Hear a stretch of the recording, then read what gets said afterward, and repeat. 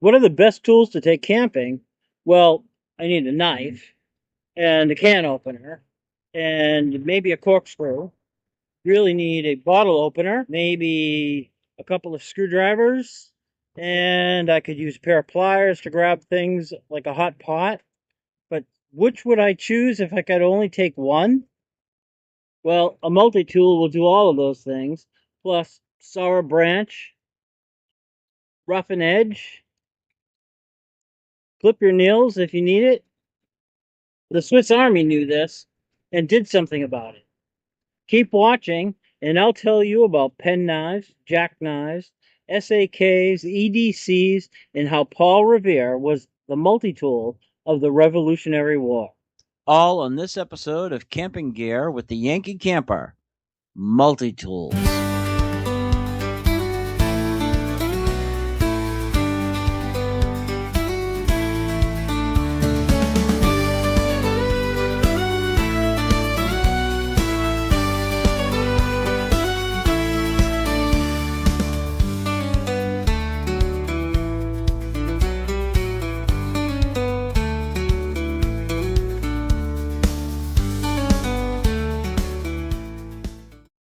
I'm here in Essex, Massachusetts, in front of the First Congregational Church. I chose this location because they have in their belfry, still functioning, a bell that was cast by Paul Revere and brought here in 1797. The metal that went into the bell, giving it its unique tone, was both silver and gold coin and jewelry. The bell rings in C sharp. I've carried a pocket knife most of my adult life. Over the years, I've accumulated quite a collection. They essentially fall into three categories: just plain folding knives, knives with multiple functions, and pliers with multiple functions. So I've separated this video into three different types. Let's start with a folding knife, also known as a jackknife. I've never really differentiated one from another, but there is a subcategory known as penknives. These were typically used to make quills into writing pens. I've never actually needed to create a writing device from a bird's feather, but I think that it might work well to sharpen a pencil. That is, until I actually tried to sharpen a pencil with a penknife and discovered that a pencil sharpener actually does a better job. As a Cub Scout, I had a Cub Scout knife that I would slip into the pocket of my dark blue uniform with the yellow neckerchief for pack and den meetings. But in all the time as a Cub Scout, we never used it. Never talked about it. Never even acknowledged its existence. I think I brought it on a camping trip once, but I didn't use it there either. An early life lesson. People will sell you stuff that you don't really need. It was technically a multi-tool in the broad sense, because it had a bottle opener, screwdriver combination, and all in the blade. I've long since misplaced that knife, but I do remember that my dad cautioned me to use it with care. I now have my dad's jackknife that he used for hunting, and this is an item that I cherish. But I don't use it either. So, what is a multi-tool? Well, basically, it's supposed to be a toolbox in your pocket. One tool that you can use to solve almost any problem. In a moment, I'll share if they actually meet that high bar. But first, allow me to share with you someone you probably have heard of, but you'd be surprised just to know how multifunctional this person actually was. It's been said that the pen is mightier than the sword, but Paul Revere is known for calling men to arms, not for calling them to write. Revere was a man of action as described by New England poet Henry Wadsworth Longfellow. Well, it's possible that Longfellow actually met the distinguished patriot. Young Henry would be a preteen, and the famous writer would have been around 80, and they lived more than 100 miles apart. He was, however, most likely familiar with the man from family lore, as Revere had served under Longfellow's maternal grandfather, Peleg Wadsworth, who died when Henry was 22. The poem does take some literary license as it goes on, but the first few lines, with which many people are familiar, are mostly true. Listen, my children, and you shall hear of the midnight ride of Paul Revere. What is a fallacy is that Revere rode alone. There were a number of other riders, including Dr. Samuel Prescott and William Dawes. Before I go on with their story, indulge me to inform you that Revere has already alerted Minutemen captains that early morning along the way to Lexington, including that of Isaac Hall of Medford. It's possibly here where Revere met another messenger, Martin Herrick of Reading, who then went to alert the towns of northern Middlesex and Essex counties as part of the alert and muster system set up for just such an event. This began the assemblage of men who had pledged to be ready to respond within a minute's notice of awareness of necessary action. William Dawes had taken a different route from Boston and met Revere at the house just outside Lexington Common where John Hancock and Samuel Adams were hiding. They carried a message from Dr. Joseph Warren to the colony's two most wanted men that the regulars were coming to arrest them. That mission accomplished, Dawes and Revere set out to warn the town of Concord that the army was on their way to capture the military supplies stored there. While traveling west, they met with Dr. Sam Prescott, who was returning to his home in Concord. They hadn't gone 3 miles when they were detained by a patrol of redcoats. Prescott leaped a fence and got away. Dawes also managed an escape, but knew his horse would not be able to outrun the patrol. He tricked his pursuers by making them believe that he had lured them into an ambush, despite the house being empty, and they fled. Unfortunately, he was thrown from his horse and was left to limp back to Boston on foot. Revere was held by the patrol until they heard gunfire from Lexington Common, whereupon they released him to respond to the action. So it was actually Dr. Prescott and not Revere that alerted Concord that the army was on the move. Revere returned to Lexington on foot to witness the latter part of the battle. Born in the north end of Boston at the tail end of 1734 to a French Huguenot immigrant, Apollos Vervois, he was named after the Americanized version of his father's name. The senior Revere was a master gold and silversmith. Young Paul attended the local school, the North Writing School, until age 13. This school merged with the North Latin School in 1790 to become the Eliot School, which is still in operation to this day. He was next apprenticed to his father, where he learned to work gold and silver into functional objects. When his father passed away, Paul, now 19, was still too young to legally operate the business. English and French interests had been skirmishing in Europe since ever. But by 1754, the French had begun to arm the Native Americans and did not discourage their use against the British colonists. With conflicts escalating between the French and Great Britain in Europe, the British government could no longer ignore the events happening in America. By 1756, France and England were at war on both sides of the Atlantic. In February, Revere joined an artillery company and was stationed in New York as a second lieutenant. He remained in the Army until November, when he returned back to Boston, now old enough to run the business.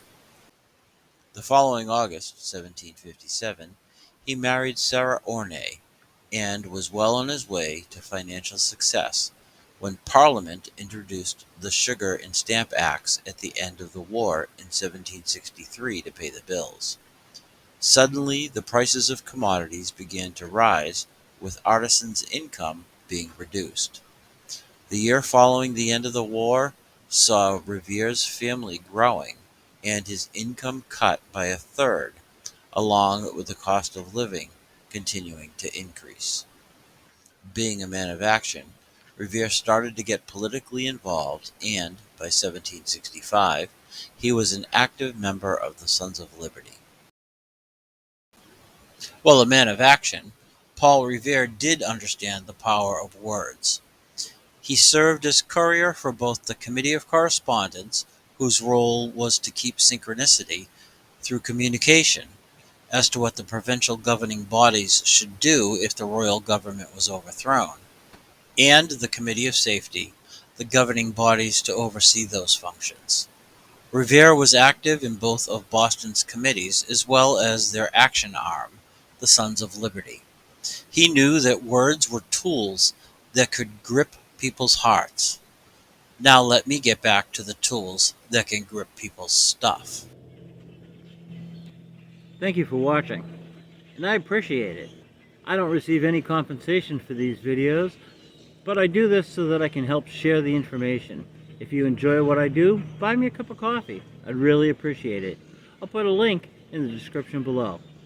Thanks. For now, allow me to return to Multitools with pliers. In the early 1980s, Tim Leatherman introduced a new tool to the world that married the functionality of a jackknife with the utility of a pair of pliers. Anyone who's ever been stuck on the side of the road wishing they had them will understand why this is practical. I've carried pliers in my car since I had to buy a set to repair a minor issue with my Jeep some 20 years ago. Sometimes your fingers just don't have enough grip for the job. I just bought this DeWalt. It has all of the expected tools, a soft grip, bright, easy to spot color, and was on sale. I intend to add it to my fishing gear. It'll replace my old Gerber multipliers. I liked this set because it could open with one hand. But the blunt pliers will work better when camping than removing fish hooks, so I'll relocate them. There's another manufacturer that offers a pliers-style multi-tool that I'm certain is of extraordinary quality. However, their lowest price offering is $100 more than what I paid for the DeWalt. And that's the Swiss tool by Victorinx. They're the makers of the most recognized multi-tool jackknife in the world, the Swiss Army knife, or the SAK. Though probably the most recognized multi-tool, the original Swiss Army knife was neither the first nor the most universally functional tool available. What it did do was answer Switzerland's need for a military tool that could open canned food, cut rope, or cloth, and, most importantly, it contained a screwdriver that would allow the Army-issued rifle to be taken apart and put back together. In 1890, the contract was issued to a German company for 15,000 knives, as no Swiss manufacturer had the capability of producing that number. By 1908, however, two companies had grown sufficiently to allow the Swiss government to split the contract. They were Victorinx and Wenger. For over 100 years, the two companies provided the Swiss Army with knives, but also competed for market share throughout the world, both being Swiss Army knives. In 2005, however, the debate over which brand was better ended when Victorinx purchased Wenger. I actually happen to own a similar model of each. Although slightly different, they're functionally the same, except the Victorinx has a toothpick and tweezers. The Wenger has a nail file in place of a small knife. Personally, I prefer the Victorinx, but that's probably because I've owned it longer. They each have a cutting blade, pair of scissors, bottle opener with a wire cutter, a screwdriver at the end, a can opener. The Victorinox has a small screwdriver as well, a corkscrew, and an awl. You'll need to decide if you need things like a saw, fish scaler, magnifying glass, file, package hook, so forth. And if you're wondering if the Swiss still issue SAKs to the military, yes, they do. Now, let's get back to the Patriot equivalent of the Swiss Army. After the war with France, as a craftsman, Paul Revere had joined the Freemasons in 1760. Within 5 years, the organization had become the core of ideas of revolution and formed the Sons of Liberty. By the late winter of 1770, tensions were running high in the city of Boston, and a group of rabble-rousing young apprentices taunted the occupying military into firing their weapons into a crowd in what has become known as the Boston Massacre. Revere, using his woodcut skills and his access to the Boston Gazette, created a sensationalized version of what had happened. He then went on to print a colored engraving. In May of 1773, 6 months after giving birth to their eighth child, Sarah Revere passed away. That daughter did not live to be a year old. Several months after his first wife died, Revere, now in his late 30s, met Rachel Walker, who was 10 years younger. By the middle of October, they were married. Rachel bore Paul another 8 children. In December of that same year, as the tax on tea had replaced the tax on stamps, Revere was part of the group disguised as Indians who had dumped the merchandise of the East India Tea Company into the harbor. After the British marched on Lexington and Concord, and the Battle of Bunker Hill in 75, Revere continued to operate as a courier. In 1776, he was tasked with producing gunpowder along the Neponset River in Canton, Massachusetts.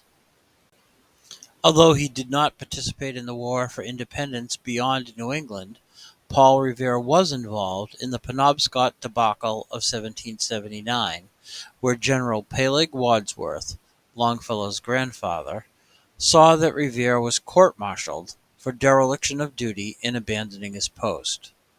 Revere was, however, exonerated of all charges.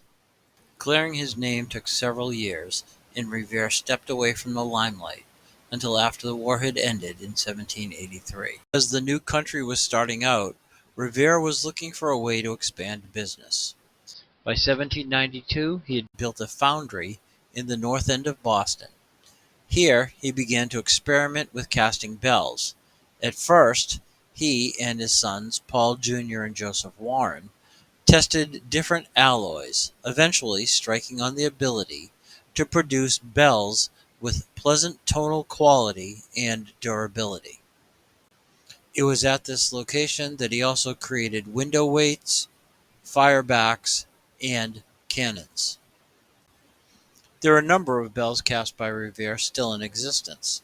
One such bell is in the clock tower of the Old South Meeting House, where the Boston Tea Party was initiated. This was installed in 2011 from Westboro. Another bell can be seen in front of the old armory in downtown Salem, Mass. As a matter of fact, during the country's bicentennial, 134 Revere and Sons bells were identified. At least one is as far away as Singapore. In 1801, in response to the U.S. wanting to build naval ships but not using English copper, Revere set up the first copper rolling factory in America at the Canton, Massachusetts site of the old gunpowder mill. The site is now a park, the rolling mill is a restaurant, and Revere's old barn is slated to become a museum. It was at this factory that the copper sheathing was manufactured for the hull of the USS Constitution, along with other copper and brass fittings that went on to the ship. This location is also where the copper plating was created that still sits atop the Massachusetts State House. And that copper works was also where the pots and pans bearing Revere's name started. In 1813, at the age of 83, Paul Revere passed from this life. He's buried among other noted patriots in the old granary burying ground near Boston Common. Every Sunday morning at 11:15, the bell he cast hanging above King's Chapel can be heard from his resting place. Let's listen for a moment to that sweet sound.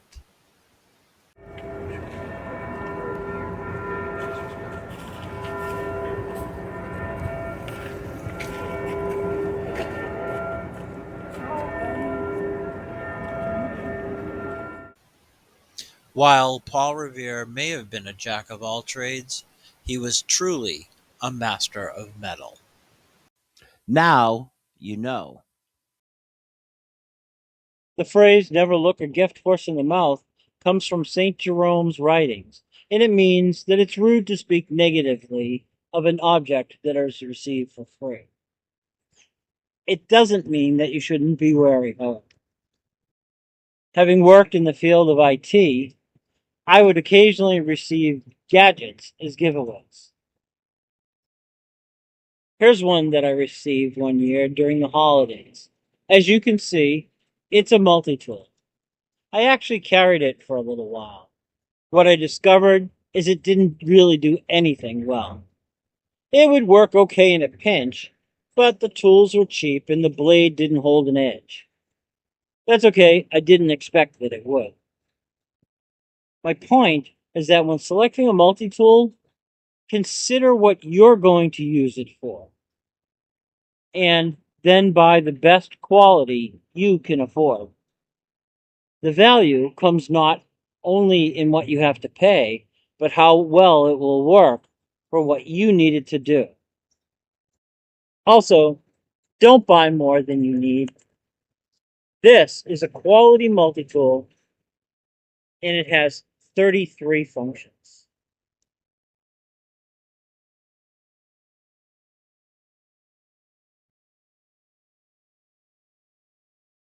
I was given this as a gift. It splits into two pieces. It sits in the drawer at our camp. Maybe it would be effective if your bicycle breaks down. I've never actually used it.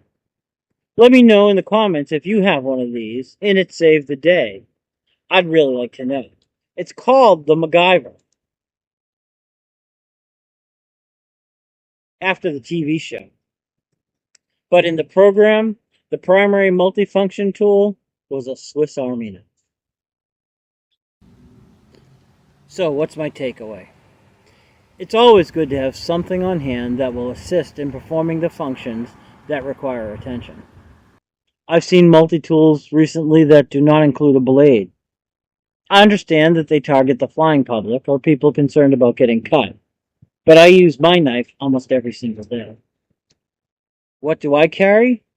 When I was working as an IT director, I carried a Swiss Army knife that included a pen drive for software tools.